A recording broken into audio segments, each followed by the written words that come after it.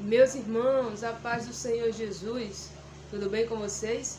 Estamos aqui de volta para mais um vídeo do nosso canal, Falando de Bíblia. Esse é o nome do nosso canal, viu? Fica ligado aí, nós estamos falando de inspiração bíblica. Em vídeos passados nós falamos um pouco sobre a natureza da inspiração da Bíblia e também sobre a inspiração do Antigo Testamento. Hoje nós vamos conhecer um pouco sobre a inspiração do Novo Testamento. Será que o Novo Testamento também ele se diz inspirado? Será que ele vindica essa inspiração? E com base em que ele vindica essa inspiração? Vamos ver e aprender nesse vídeo sobre a inspiração do Novo Testamento. O Novo Testamento, assim como o Antigo Testamento, ele também vindica a sua inspiração. E ele o faz com base em uma promessa que os discípulos e apóstolos receberam de Cristo. Em várias ocasiões, Jesus prometeu dar concessão de autoridade divina aos seus discípulos e apóstolos para que eles pudessem testemunhar de Cristo. Não foi apenas uma vez, mas várias vezes Jesus faz essa promessa e reafirma essa promessa. Como, por exemplo, na comissão dos 12, lá em Mateus, capítulo 10, versículo 19 e 20, veja só o que Jesus fala aos discípulos quando os envia em sua missão. Mas, quando vos entregarem, não vos dê cuidado como ou que haveis de falar, porque naquela mesma hora vos será ministrado o que haveis de dizer.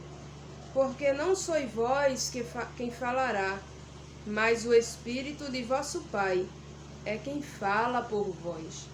Jesus faz uma promessa aos discípulos de que o Espírito Santo falaria por eles, não só nesse momento, mas também na comissão dos 70, lá em Lucas, capítulo 10 e versículo 16, Jesus reafirma essa promessa. Não estava restrita apenas ao grupo dos 12. Veja aí na sua Bíblia, Lucas, capítulo 10, versículo 16. Quem vos ouve a vós, ouve a mim, e quem vos rejeita a vós, a mim me rejeita. E quem rejeita a mim, rejeita aquele que me enviou. Mais uma vez, Jesus está dizendo que aquilo que os discípulos estarão fazendo será dado a eles pelo próprio Cristo através do Espírito Santo. E aqueles que rejeitassem a esses discípulos que eles estavam enviando, rejeitaria ao próprio Cristo. Também na última ceia, Jesus ele reafirmou essa promessa. Evangelho de João, capítulo 14 e versículo 26. Mas aquele Consolador, o Espírito Santo, que o Pai enviará em meu nome, vos ensinará todas as coisas e vos fará lembrar de tudo quanto vos tenho dito. Ainda encontramos uma afirmação dessa promessa lá no livro de Atos, capítulo 1 e versículo 8, aonde Jesus diz que eles receberiam o Espírito Santo e esse Espírito Santo daria a eles virtude e eles seriam testemunhas de Jesus, tanto em Jerusalém como na Judeia, Samaria, até os confins da terra.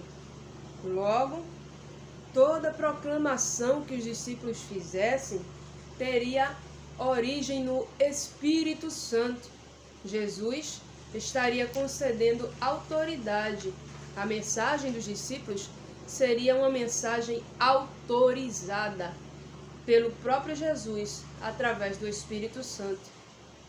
E Paulo, ele faz uma vindicação dessa promessa nas suas cartas.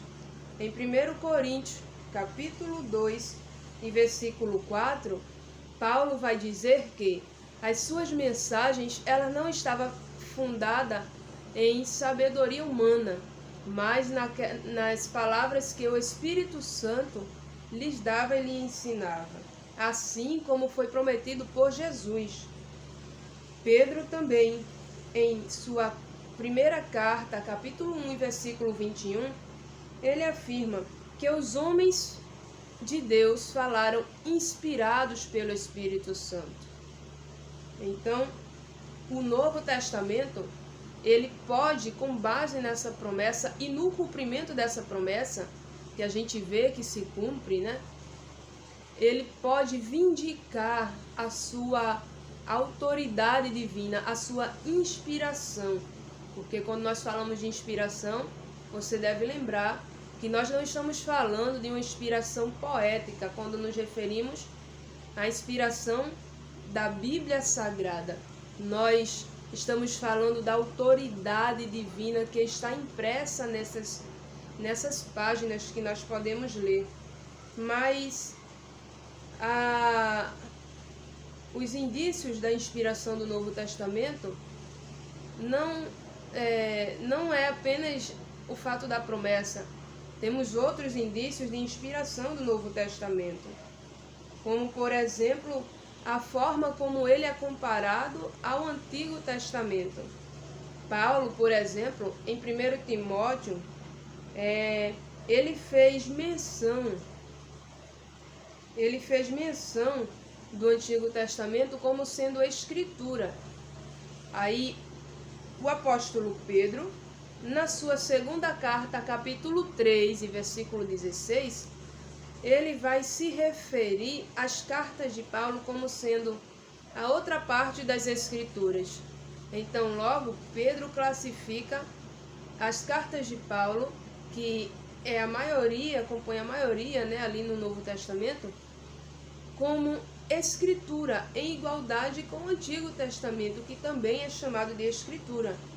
E o apóstolo Paulo, ele também classifica o livro o Evangelho de Lucas, o livro do Dr. Lucas, como Escritura. E ele faz isso em 1 Timóteo, capítulo 5, e versículo 18, onde ele cita Lucas 10, 7. E ele vai se referir a Lucas como sendo Escritura Sagrada, sem contar que o Novo Testamento, assim como o Antigo, também ganha um caráter profético. João caracteriza lá, chama o seu livro lá, o livro que ele escreveu de Apocalipse, de livro da profecia. Então, o Novo Testamento também tem o teor profético, em comparação ao Antigo Testamento. Isso é indício da inspiração do Novo Testamento também. E além disso, nós vamos encontrar dentro do Novo Testamento alguns registros de promessas que foram feitas no Antigo Testamento e que foram cumpridas no Novo Testamento.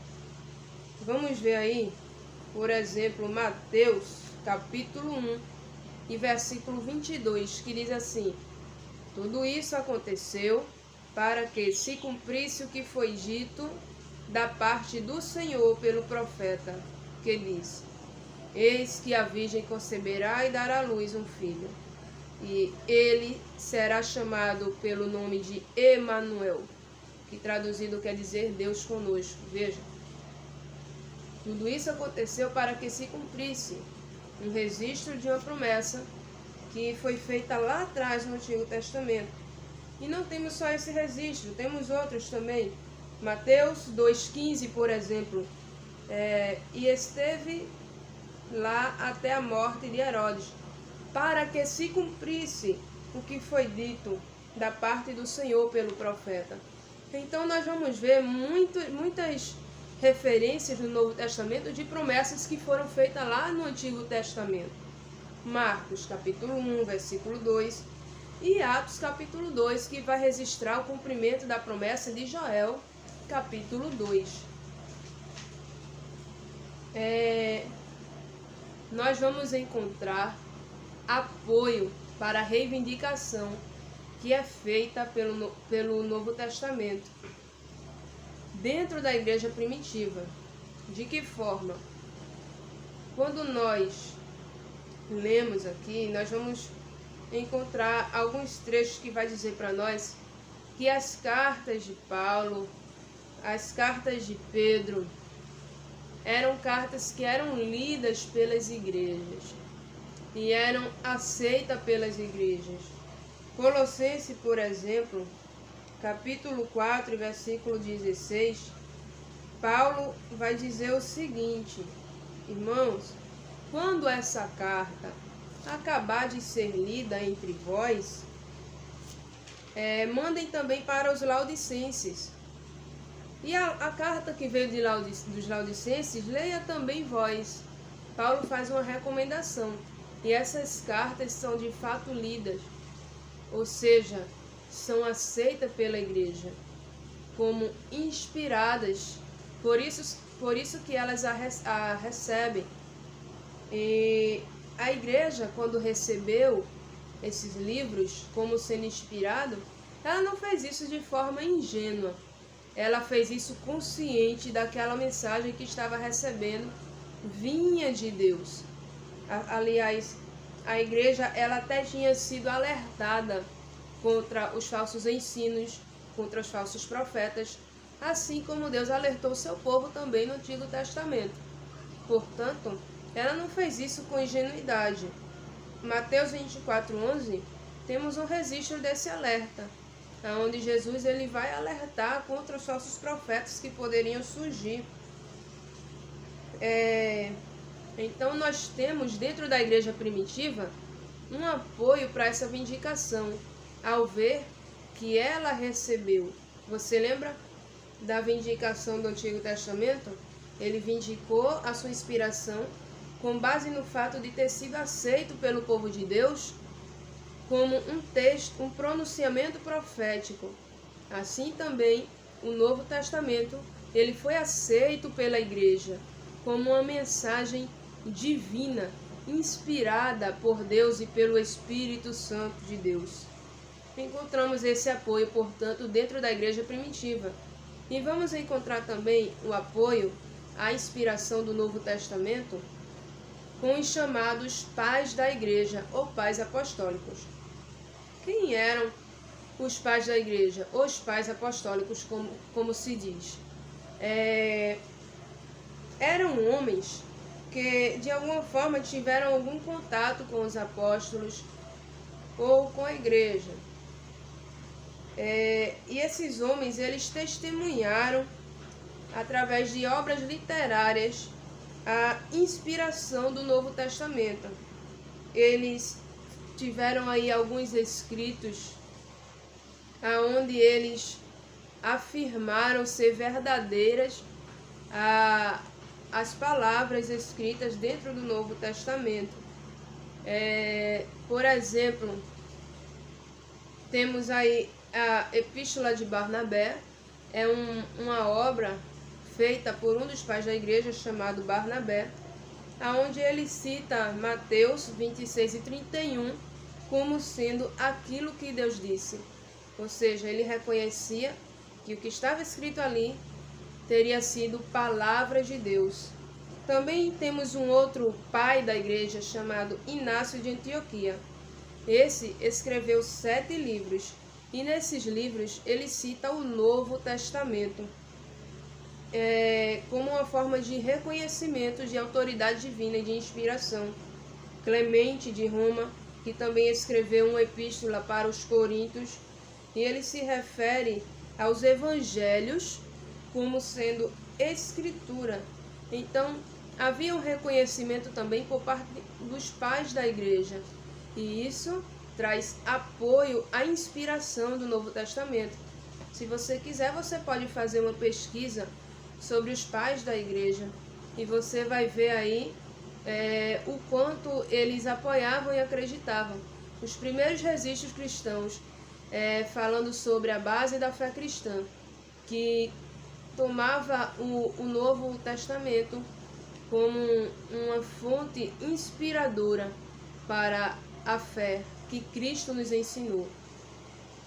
Ficamos por aqui. Que Deus ele te abençoe e continue proporcionando para nós esse momento que é tão bom, um momento de conhecimento da palavra de Deus. Quero agradecer por você que tem acompanhado os vídeos. Muito obrigada aí por você que é inscrito, por você que tem deixado o seu like. Obrigado. Indica aí o nosso canal para a gente continuar crescendo. Tudo para a glória de Deus. Pai, graças te dou por mais um vídeo, Senhor. Te agradeço. Te peço que o Teu Espírito Santo venha somar graça a esse conhecimento que nos é chegado. Deus, abençoa o dia dessa pessoa que está me ouvindo agora. Pai, livra-a do mal. Senhor, repreende todas as enfermidades, Pai. Livra-as dos acidentes, Senhor, dos assaltos. Senhor, protege o Teu povo, assim como Tu prometeste na Escritura Sagrada, em que nós cremos. Pai, ser conosco, abençoa o nosso dia e nos ajuda também, Senhor, a andar na Tua palavra conforme a Tua vontade. Que não sejamos apenas conhecedor dela, Pai, mas que sejamos praticantes, assim como nos indicou Tiago. Pai, ser conosco, em nome de Jesus. Amém. Deus te abençoe, meu irmão. Até o próximo vídeo.